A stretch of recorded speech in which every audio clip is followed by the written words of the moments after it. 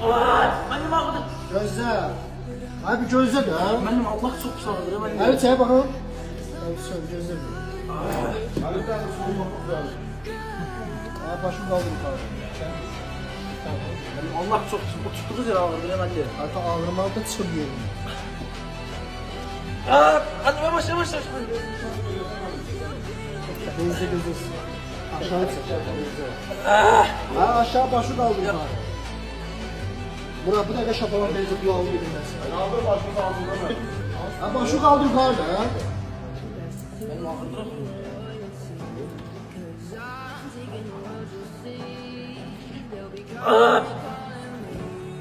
Benim ağrıdı. Gözle. Abi gözle de mi? Yok. Hadi çek. Başı kaldı. Ha tarif etme de.